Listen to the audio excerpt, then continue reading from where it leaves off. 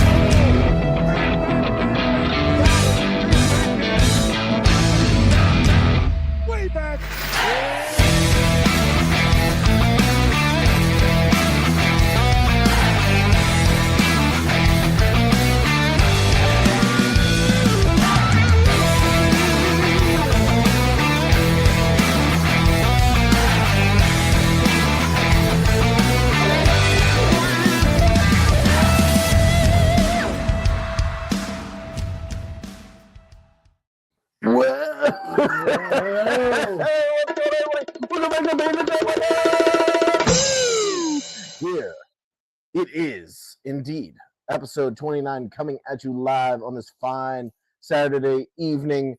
Mr. Sean Michaud is here in person. In the household of Mr. Vogt. You're done shaking our hands? Make a run for it.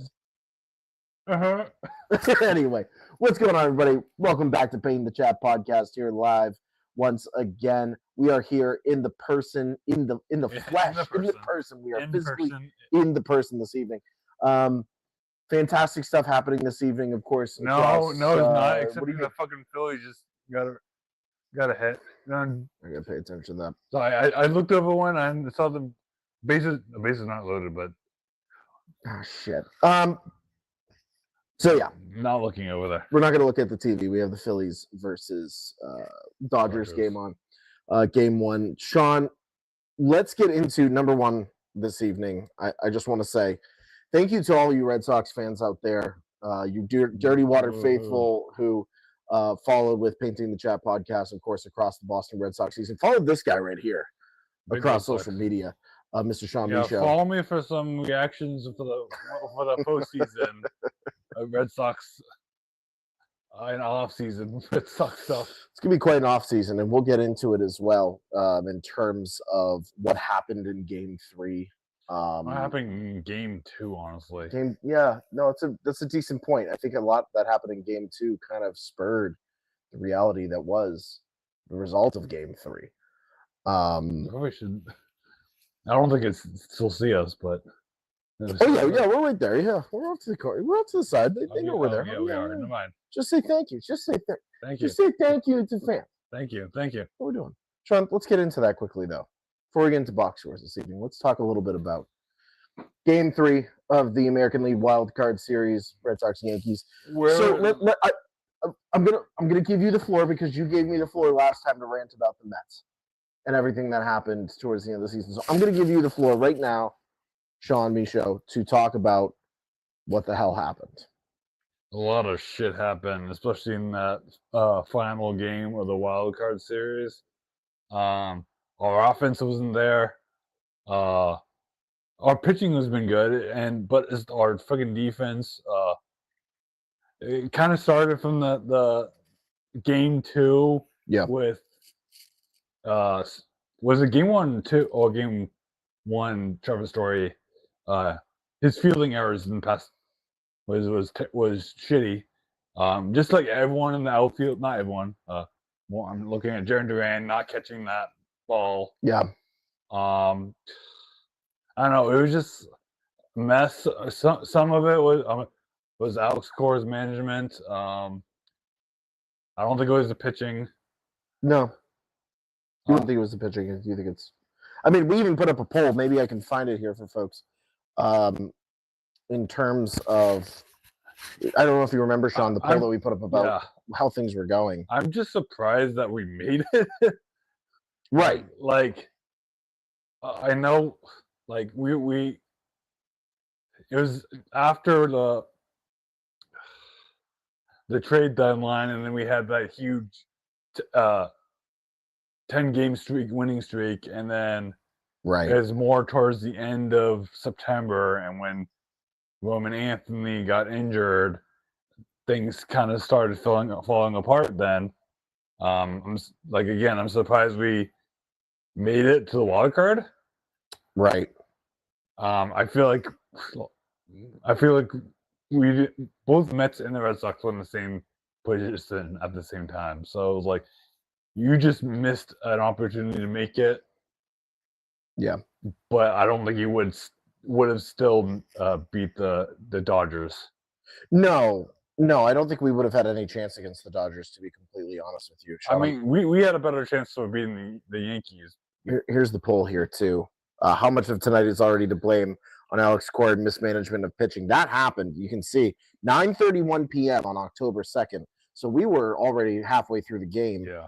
46.7% of you said all on Alex Cora, and then 40% was an all-around shit show. So, I mean, I think the correlation between Alex Cora no one voted the Yankees are just good. Nobody voted the Yankees just good. We'll talk about that. We'll talk about that. Yeah. What happened today. But I mean, this is an interesting poll when you looked at it. I mean, this came at a time when Red Sox hitting wasn't happening in the middle of Game 3. There was a lot of struggles across the board. Just the whole series alone, their hitting wasn't good. Through this season, I think we had the lowest scoring on runners in scoring position. Yeah, your risk was quite low. It was like one of the lowest of the majors, and surprisingly, we still made it. That's why I was surprised. But yeah, let me see if I can look up. Yeah, find out what that risk was, because I think at the end of the day here, when we look back at Game 3, I mean, this is just coming from a Mets fan's perspective who wanted to see the Yankees have their asses handed to them in the third game. We just put that out there just for folks to know. I was really surprised because historically, I mean, Alex Bregman went on social media. We can talk about Bregman too. Alex Bregman came out there really pumped up, really fired up the crew. It just felt like the entire game, Sean, the Red Sox were just missing something. And they're just missing a little bit of a spark, a little bit of a moment to get things going. Connolly early, as much as Red Sox fans, and there is a group of you out there amongst Red Sox Nation, which I get it. Again, I'm speaking as a Mets fan here. I understand the frustration. So, yeah, go ahead. Give me that stat.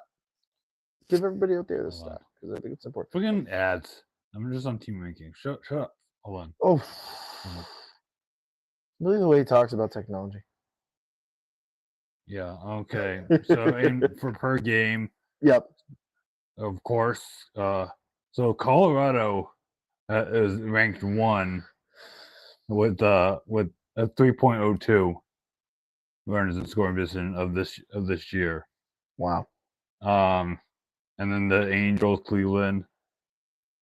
I see actually. I was wrong. We're ranked 28. 28th in terms of runners in scoring position.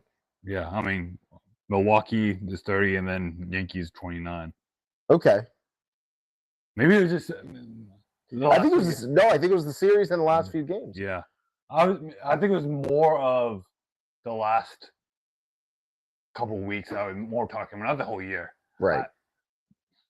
I mean, we were in kind of not dead last in the beginning of the year, but we were third, fourth most of the time until we were second after that winning streak. So right. I just feel like when I was texting you throughout Game 3, the conversation that kept going back and forth was, great, we left runners on again. Great, we left runners on again. Yeah. Like, that was always the thing that kept coming up. You know, and you spoke very highly of Connolly early. You were like, a lot of this is not on him either. He came in into an impossible situation. I mean, he only gave up Truly. 4 runs the whole, which is not bad. It was only that 1 inning was a shit show. Right. And none of that we would. I mean, we could have gone extra innings if that inning didn't was a whole mess. Yeah. If we got that inning, of course Alex Cora didn't. He left him in longer, which was I think he should have pulled them out earlier once he since no pun intended early had a walkout. He should have pulled out when he gave up a walk, in my opinion. But I don't know. It's just disappointing.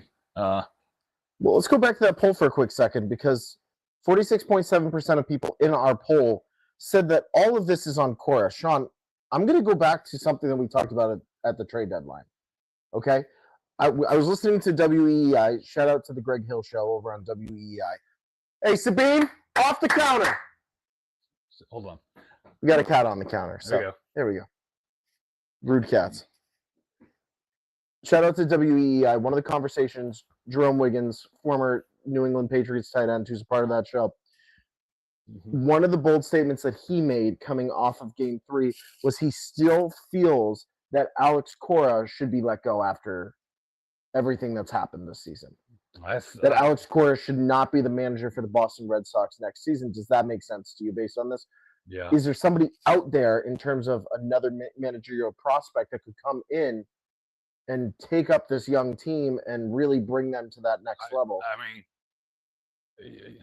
I mean, sure, yeah, but I think what's the safe move? What is Breslow in that front office going to do? I think we know what the answer is. Yeah. I mean, my personal feeling, I hope Alex Cora leaves, and then since Veritek's already on there, Sabine, Sabine. She's getting into the. Hey, Sabine. Such a naughty cat. Hold on, folks. Have Jason Veritek become the manager of the Sox team. Jason Veritek, yeah. I mean, people can still hear me. I'm not okay. Yeah. I mean, I know it's just like I said, it's a disappointment. Cole, I think it was mostly on Cora. Yeah, but overall, like I said, it was a shit show of this series. How much of a difference, Sean, would it have been if Roman Anthony was inserted into this lineup in a situation where he could come in and really make a true impact? Like on this roster, I think multiple times you said to me, you're like, wow, I really wish we had Roman Anthony right now. I really wish we had his back. We would be facing the Blue Jays and probably still lose against the Blue Jays because how dangerous the Blue Jays are. Right. Yeah, it's a good point. I mean, I still didn't think, even coming to postseason, I didn't think we were going to make it all the way. No, I mean, you had realistic expectations for this Red Sox team. Let's be honest here. I just wanted them to beat the Yankees.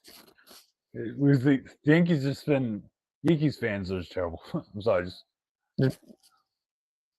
I agree.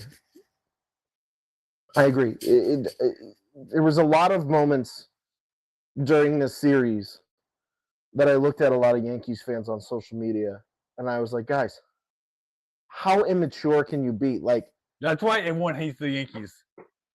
It's just like, guys, grow up. Grow up. Now they're figuring it out with Toronto. We'll get more into the Red Sox season, of course, coming forward here. And now we're going to be into hot stove season in the postseason. What's going to happen with managers? What's going to happen with players? Sean, quickly, before we move off of the Boston Red Sox, talk a little bit about those Yankees today and what happened in the series, Game 1 of the ALDS against the Toronto Blue Jays. Alex Bregman. Mm-hmm. Big conversation point for the Boston Red Sox. We were saying, we're going to save it for the podcast to talk about it. I mean, there was rumors again that he was opting out real soon of his contract. And I think he's gonna go, but I think we have a couple of people that I would love to see. Are you talking about one specific person from my New York Mets? I had two actually, but Fernando Tatis Jr. Okay. which is a big talk. I love him. You'd want to move Jaron Duran in order to, of course, do Yeah. that, which would be sending him to San Diego. I mean, we could have them both on that team, and not Jaron Duran, but talking about Pete Alonso. Oh, Big Pete. Because we need a big home run hitter. We haven't. You need a first baseman. Yeah, I mean, I mean that too. I mean, we picked up Nathaniel. He did what he did, but He did well, yeah. he'd be great on the Mets. Listen, yeah, you know what? He would look great in the Mets uniform. I said that in a tweet, and everybody was like, "What are you talking about?" You know, and now that it's over, also for folks out there, if you remember, I put out a tweet that said the Mets would have done so much better at the trade deadline, finding guys like Nathaniel Lowe to come and plug in, you know, into open pieces and open slots, and gone after Chris Paddock of the Minnesota Twins. Now, listen, I'm not saying Chris Paddock would have been the answer. However, Nathaniel Lowe for the Boston Red Sox is a great example of a guy that the Washington Nationals were moving on from, was having a hot at bat at the time when they released him in order to make roster space. And the Red Sox picked him up, and he had a hot bat there. And now Nathaniel Lowe, if you look and see, has just boosted his stock, whether he stays with the Red Sox or he tests the free agent market, which I imagine, based on everything and making the postseason, he's going to test the free agent market. Yeah. A team like the New York Mets have to be a number one contender to try to snag him. I'm going to be honest with you. I'm going to put the Cincinnati Reds on that list too. Yeah. You know, with the way that they were able to make the playoffs. Yeah, they were swept by the Dodgers. They didn't make it out, but the Red Sox also did not make it through the first round. So here we go. These are the pieces and the trades and the free agency signings that we're going to see starting to take place at some point. It's going to be very interesting during the offseason. If Bregman doesn't stay in Boston, where do you think is the best place for him to go? Because I don't think it's Houston. You don't think he's going to go back to Houston? I don't think it's Houston. I think that there's another franchise out there, and I hate to say which one it is. They're playing a specific team this evening. You think the Dodgers? No, the other team. The Mariners? No, the other team. The team that the Dodgers are playing this evening. Oh yeah. I'm a little bit worried, folks, because if the Philadelphia Phillies lose Kyle Schwarber during free agency, which I know the Red Sox love to bring Schwarber back. Alec Boehm is at the end of his contract with the Philadelphia Phillies. They don't know what they're doing at third base just yet. They have Edmundo Sosa out there at second base and Turner. So I think we're in this interesting space where for the Philadelphia Phillies, depending upon whether they can get past the Dodgers in this first DS round or not, are they a team that pursues Alex Bregman and does some switching around of positions? Because to be honest with you, of all the teams that are similar to the Red Sox in terms of like roster composition and the ability to bring in guys who become superstars at some point, it's the Philadelphia Phillies. They find a way to do it. We also don't know if Bryce Harper, if this is it. If the Phillies go far, that's it. In my mind, I don't think he's going to do another year. You think it's retirement? Either retirement or he's going to look elsewhere. If they don't make it. What I'm saying is if they don't make it to the World Series, then I think we're in a very interesting spot. But Bregman to the Phillies would be my first thought. I would think he would go back to Houston. That's what my Houston. Thinking. Yeah. Yeah. I mean, they're a young squad. Or he just signs with the Red Sox again. That'd be great. If we give him more money. I mean, he performed. It's money. It's money. Yeah. I mean, he performed well during the whole season. So it's just the last few weeks he hasn't been performing well. So right. Yeah, and that's been kind of the difficult spot in trying to see whether retaining Alex Bregman, knowing that you still have Christian Campbell down in AAA. Yeah. David Hamilton's still kind of here or there. We're not so sure about David Hamilton just yet, and what he can do in the outfield, on the infield specifically. It really comes down to Christian Campbell. Does Craig Breslow feel like Christian Campbell could be the guy if Bregman's gone? Or do you have to go out and get somebody else? I don't know. I don't know. It's interesting just stuff. tough. Keep it locked here, though, folks. We said thank you, Sox fans. What we mean is for you to stay, for you to keep listening and following along with what we have going on. Sean, also a little bit early today, Yeah, Blue Jays versus Yankees. Let's we chat watched that. most of the game. Yeah, And kind of knew the game was over since in the 6th, 7th inning. yeah. I would say 7th inning. You told me it's done. You can turn it off. Yeah, I mean, you could have bet it and won some money today. Twice. All right, so first inning. Yes. Because Vladimir Guerrero Jr. was batting third in the lineup. I mean, I could also have won some money too. Yeah, it's true. We both could have won some money this evening through DraftKings Sportsbook. No sponsor, but maybe someday. Maybe. Yeah. So I was sitting on the couch or in the chair next to Sean, and Vladimir Guerrero Jr. comes up to bat, and one of the first things I say is Guerrero bomb here. Yeah. Got to be a Guerrero bomb. I'm just reading it.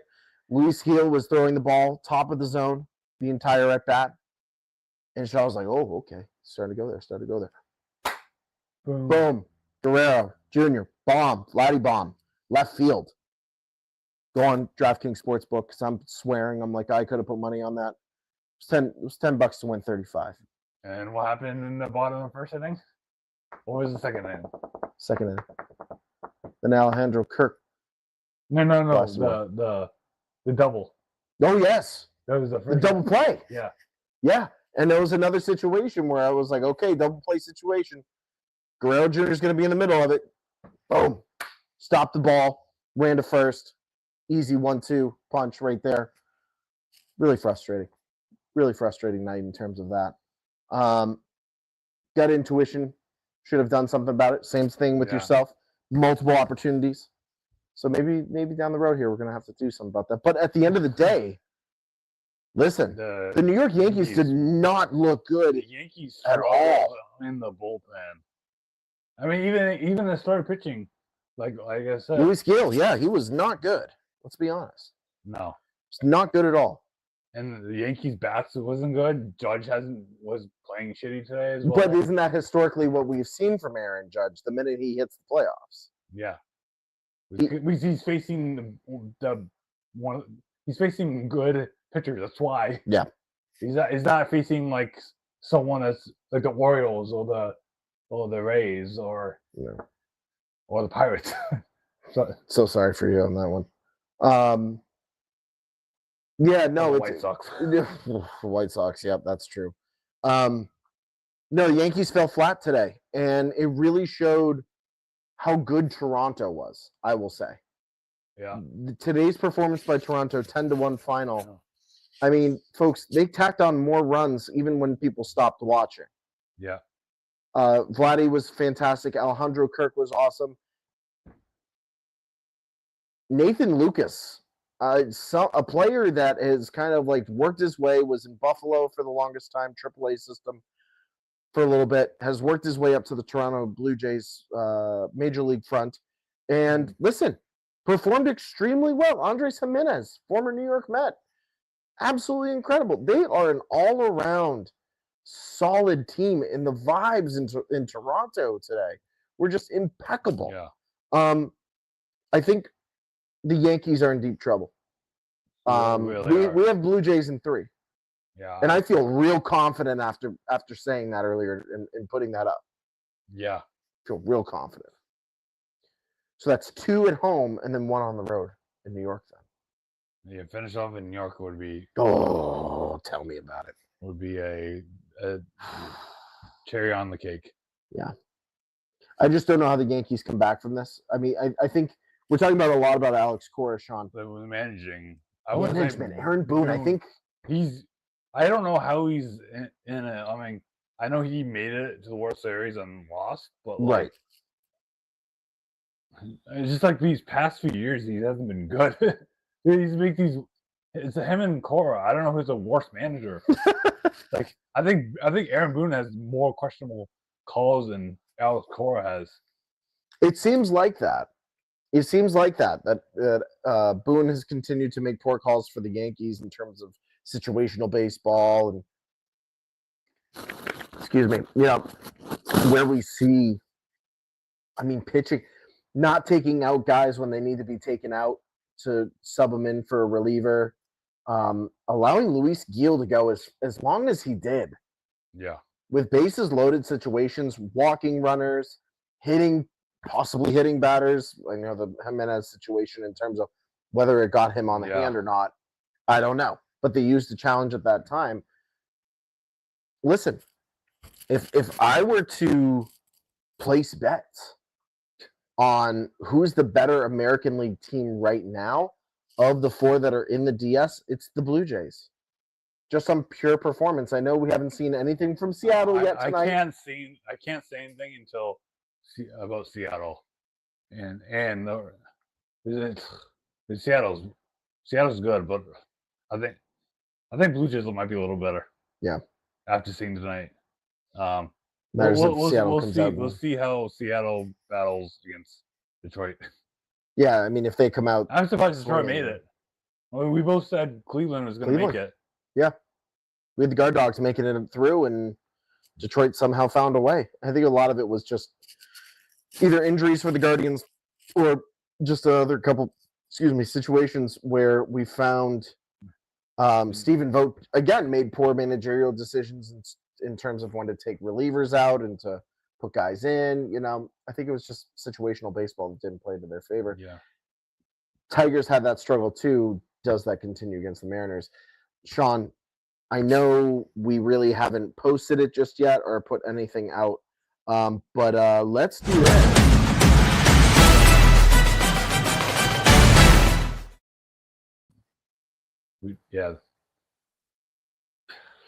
Let's see, where are we heading, ladies and gentlemen, in terms of Mariners versus Tigers? I think it's not a matter of who wins. It's a matter of how long it goes. Yeah. That's where I'm at here. I'm going to say Mariners in 5. Mariners in 5? Yeah. Really? You think the Tigers are so good at home? Yeah. That they're going to make it interesting? I think so, yeah. And them just beating the Guard Dogs, they gave them a little extra boost. Like, hey, we can do this. We're going to face a tough team, but is Mariners a tough team? The pitching, hitting. Cal. I'm excited to see Cal. Oh my goodness, Cal Riley out there.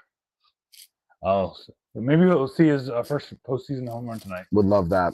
We'll love to see Big Dumper hit a big dump. Right out of the park. Yeah, I like that. I like Mariners in 5. I'm right there with you. I think Tigers at home are really tough, especially if you get Tarek Skubal on the mound at home. But I think Seattle at home. I think it goes 5. It goes back to Seattle. And Luis Castillo's on the mound and just Seattle deserves to win, honestly. They do. They've been through a lot. Yeah. They're a franchise that was battling the Texas Rangers and the Houston Astros all season. Yeah. People doubted them. Yeah.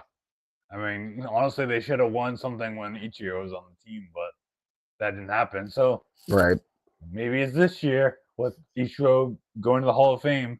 That would be pretty poetic. It would be poetic. It'd be really cool. Yep. You heard that first, folks. PTC. Mariners in 5.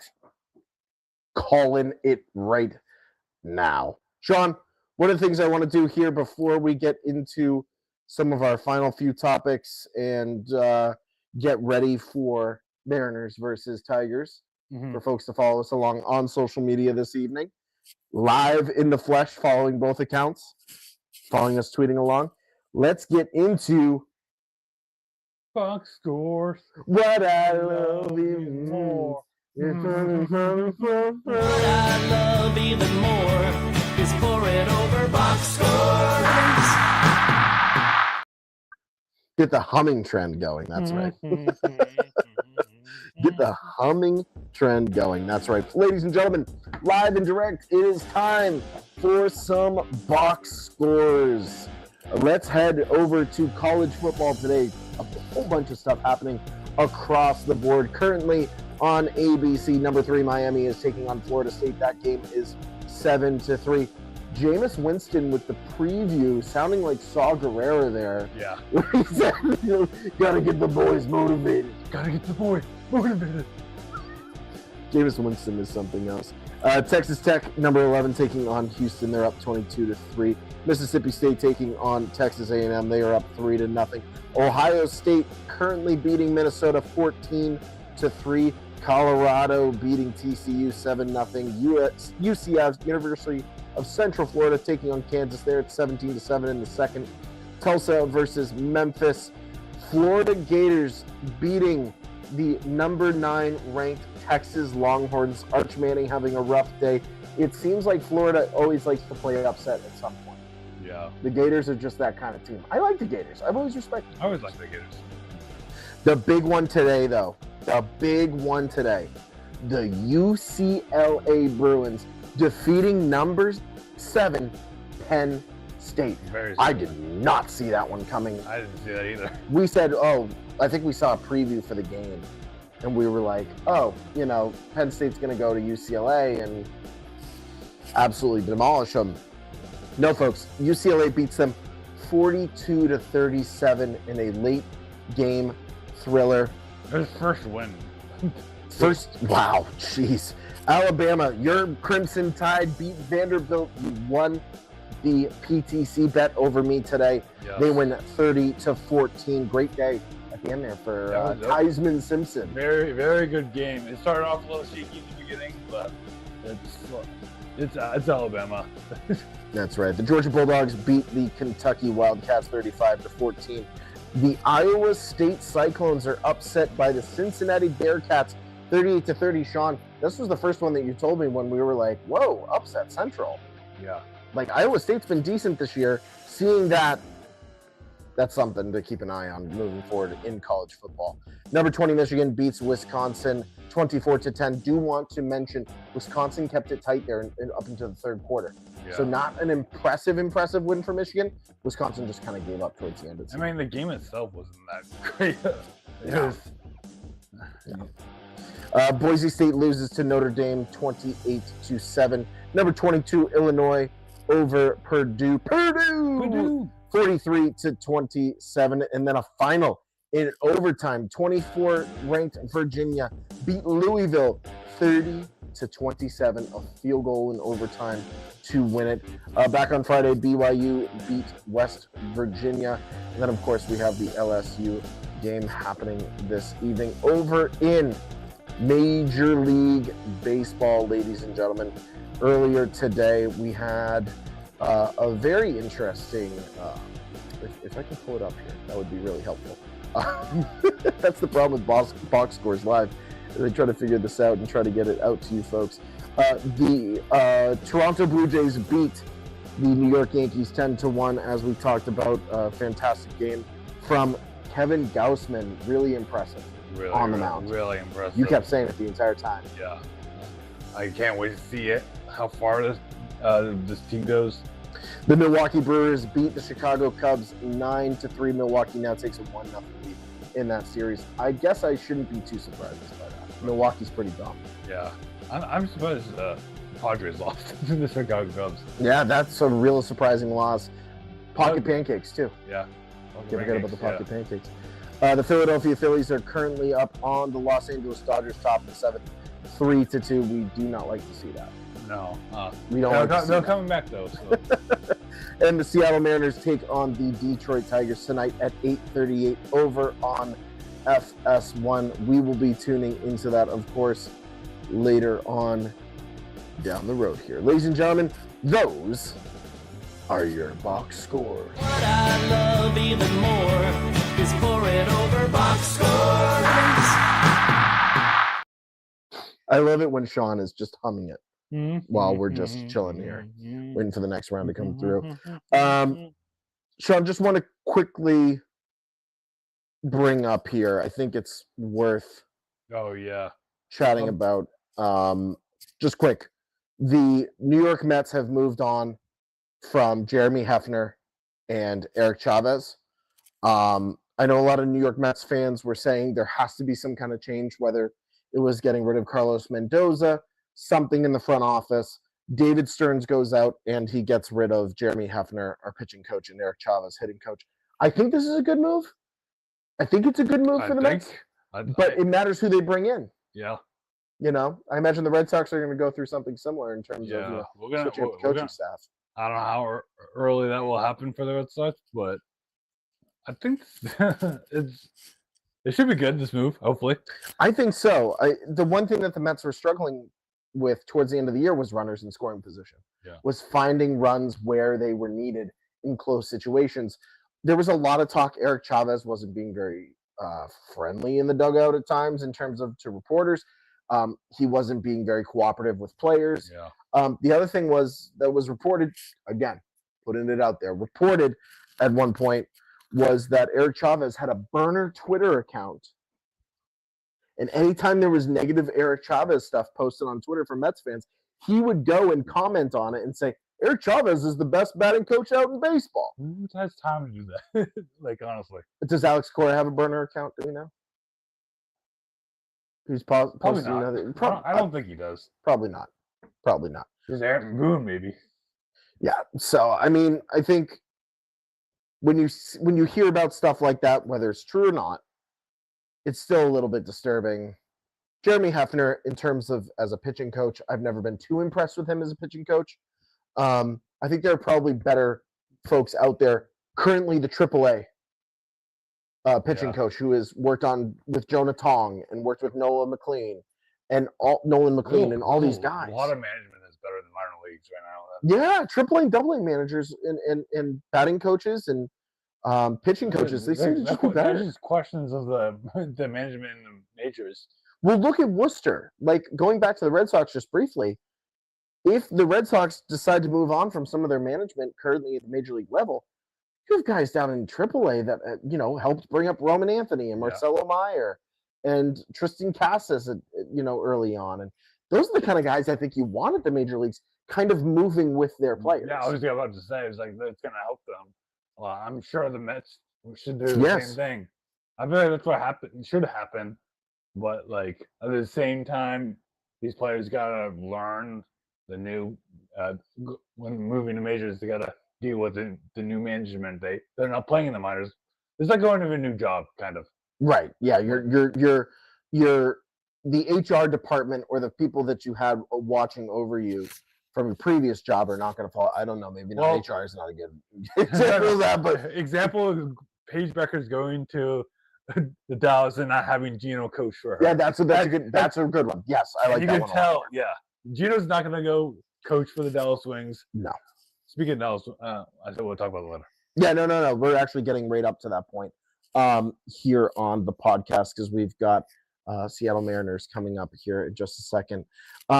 Let's actually get into the situation here in WNBA. Speaking of Dallas, we're going to straight to WNBA. We'll talk about it in a bit. I have a few things. Oh, you have another thing. Okay. I have two things. Go ahead.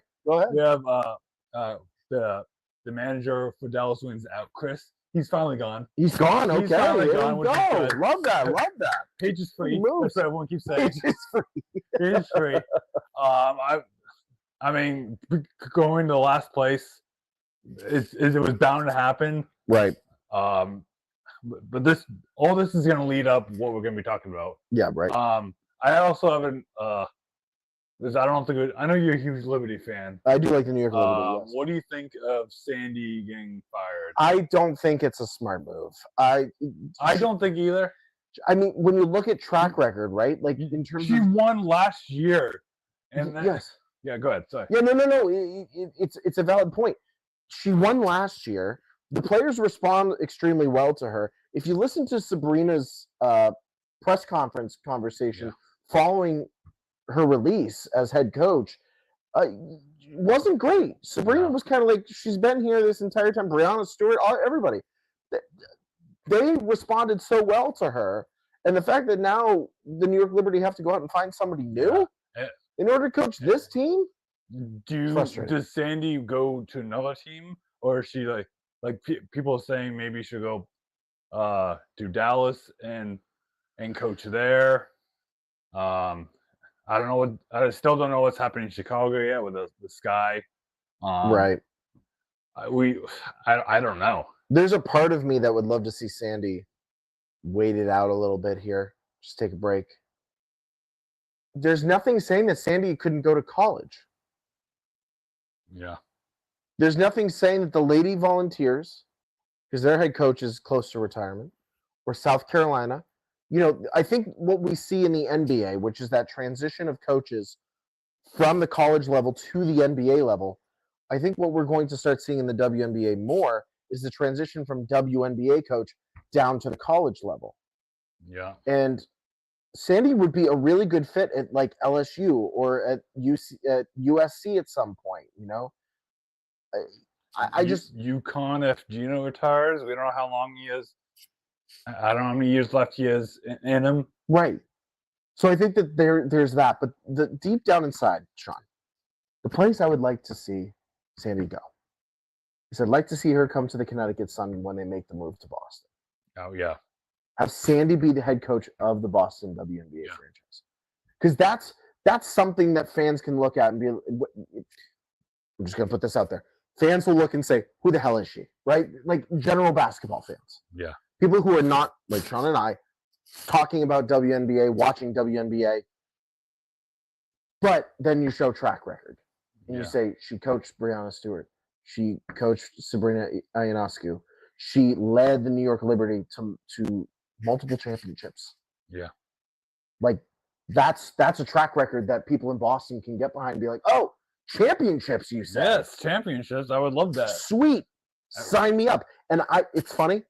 I can see already Joe Mazzulla and her Yeah. teaming up like as Boston basketball head coaches to be kind of like the face of Boston basketball. Yeah. I think that'd be really cool. Yeah, we're just waiting for an announcement having a Boston team. Right. And that's for now. I'm a Connecticut Sun fan, so no, we're kind of waiting for that even to though happen. I'm more following the Wings right now, just because I like a lot of players on there. Well, one specific One player, specific but- player. Yeah, who went to UConn. we're huge UConn We are. fans. We're big UConn fans over here. But But let's that's get those into, two. yeah. Those two are the hugest news in the WNBA. Is that everyone was talking about it. Even ESPN and ESPN. I was talking about I was watching a little bit of before the Red Sox game. It was pardon me, interrupted. They were talking PTI, about, yeah. They were talking about it. It was about Nephi Collier and Kathy. How do you say her name? It's Engelberg. Engelbert. Thank you. Engelberg. I was Yeah. saying Angelbert. No. Yeah. Gee. Why don't we just play? Yeah, I'm going to play the clip for everybody here in terms of what was said here. This is Nephia's response to the thing because Kathy was talking about it. You could actually find. I think I posted the whole thing on my Twitter, so you can go scroll down and find it. But also, if you just search her Nephia's name, watch the full 4 minutes because it's important. Kathy said she's going to have Angel Reese and Caitlin Clark mud wrestle each other to save the league from losing money again. I know saying all of this will come with consequences, but I can afford the $27 fine and the loss of my LA Fitness membership. Kathy said Caitlin Clark should be grateful for the WNBA. I immediately asked her if she was doing blow because that was really stupid. Caitlin is worth 50 times more than the entire WNBA. The WNBA is worth less than 5 Buffalo Wild Wings franchises. I know babysitters that make more than WNBA players. The leadership in the WNBA is terrible. I've seen Gus Macker tournaments ran better than this. Also, Kathy Engelbert not is a happy stupid about it. name. No. It sounds no like a one's character on happy about Sesame it. Street. This league is just delusions of grandeur, bitterness, and rage. But then again, it's run by butch Well, the lesbians. report So says what do that you she expect? said that she Kathy ruined said the she's going to have WNBA Angel Reese and Caitlin Clark mud wrestle. after all of that. It's a very interesting statement, Sean. I mean, Yeah. Like this is such an embarrassment for Kathy. Like I'm gonna say this. She makes Adam Silver look like not she makes him look like a good general manager. right. Or a good Commissioner. commissioner. Yeah. Thank you. Yeah.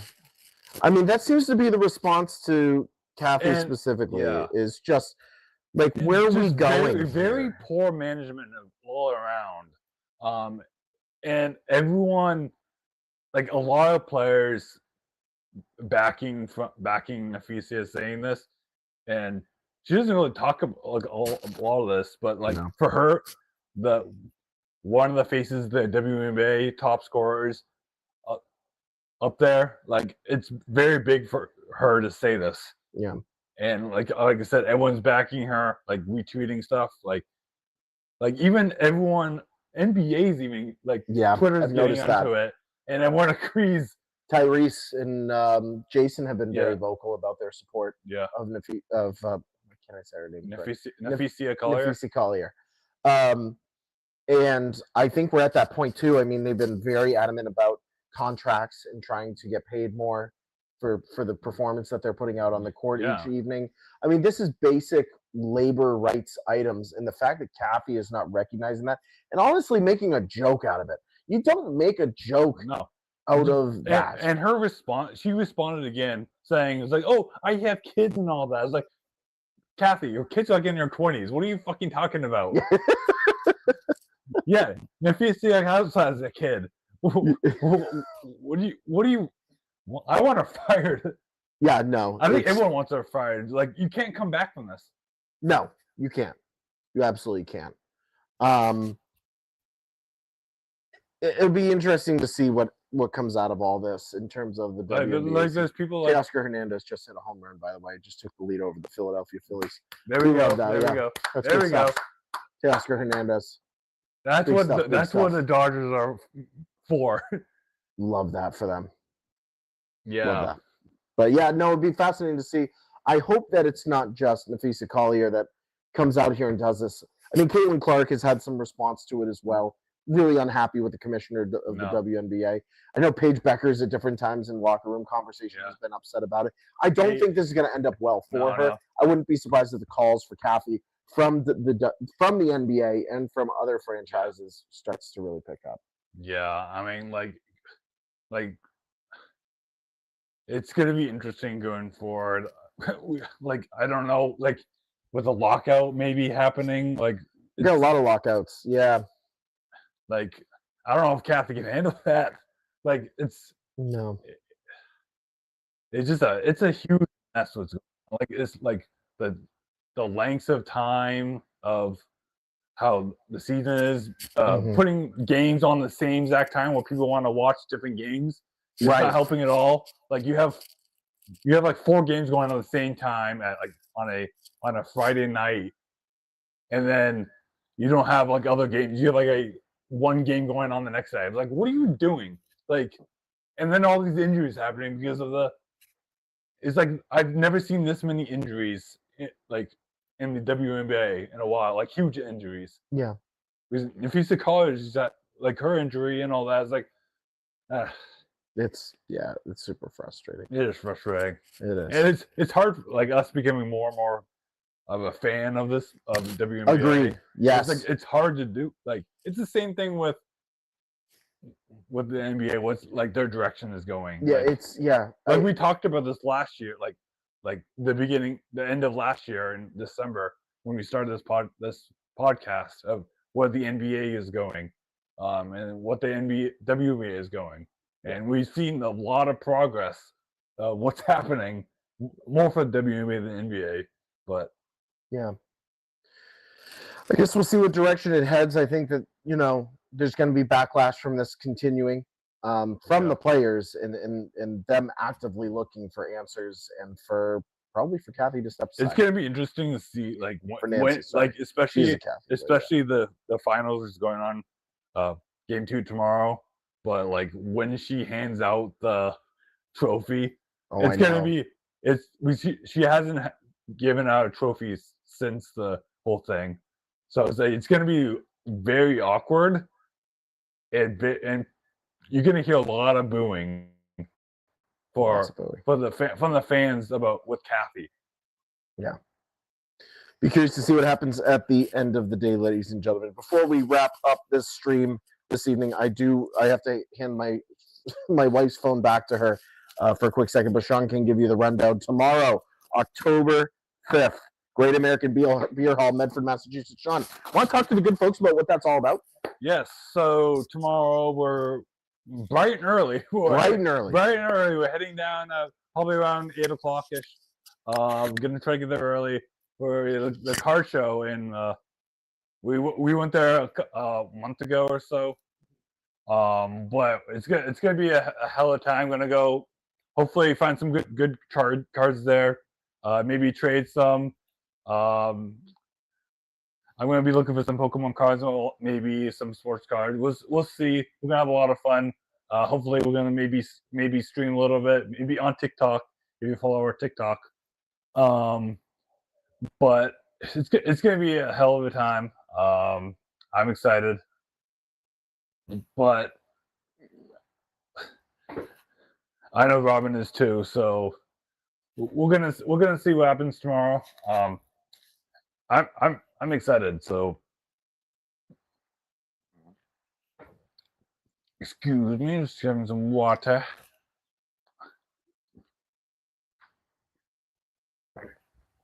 Yeah, so Robin's back.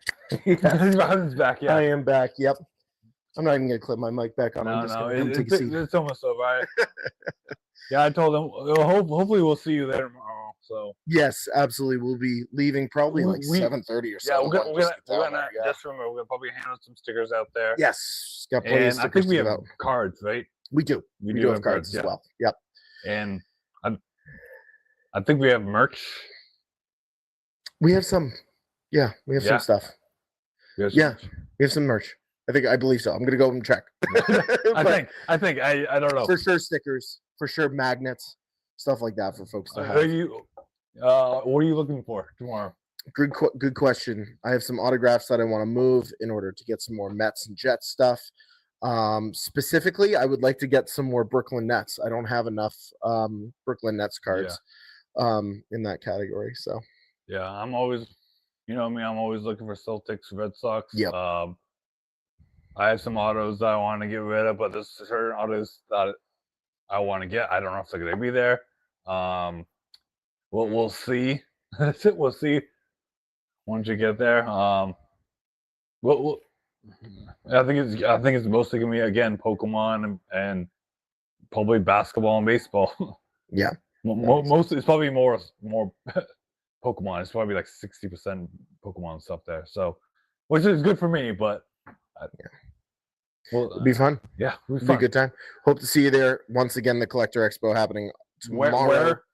Medford, Massachusetts, the Great American Beer Hall from 9 a.m. to 4 p.m. You can see it right on there. Right on the screen there for y'all to check out. Mr. Sean Misha, we've hit that time of the show. It's a little thing. It is the end. The plug time. Plug time. That's right. Where can the good people find you across social media other than at the Collector Expo tomorrow? I can't point because my thing's not down there. You can find me on Twitter, on Sharma Show 1, Instagram at @ItZoneZ. And you can follow my TikTok. You just search my name, Sharma Show, or you could search to Painting the Chat podcast on TikTok, and then I'll be tagged in there. So look for me there as well. Awesome. You guys can follow me over on X at X_Robin W Vote, over on Instagram at IG_Robin W Vote. Please make sure to follow the Painting the Chat podcast over on Twitter, here on X at Paint the Chat Pod. Please make sure to follow us on TikTok at Painting the Chat Podcast, and over on Twitch as well. You can follow us at Painting the Chat Podcast. We stream over there as well for folks who want to catch us and join the conversation on the Twitch platform. Please head on over to TeePublic, support the podcast. Brand new designs coming up there every month. Boston Baseball, Painting the Chat Baseball Club, Football Club, it's all up there. Yeah. That helps support the podcast, helps us go to events, helps us promote the show, helps bring content to you from the show. And helps us get guests, hopefully soon. Yes, helps us get guests as well. Also, here on YouTube, like this, turn on notifications, smash that subscribe button, and share it out with everybody that you know. Grows the network, grows the show. And so we look forward to seeing you all tomorrow at the Collector Expo at the Great American Beer Hall. Like you said, we might go live tomorrow. So yeah, catch us from upstairs. We'll show you all what we got. and maybe a little bit of an unboxing as well. So Yes. for my good friend, Mr. Sean Michaud here live in the flesh here on PTC episode 29. This is Robin Vogt signing off on this lovely Saturday evening. We will see you all very soon. Probably Have a great tomorrow. evening. Yes, probably tomorrow. Have a Awesome. good night, everyone. Have a good night, everybody. See you later. Bye.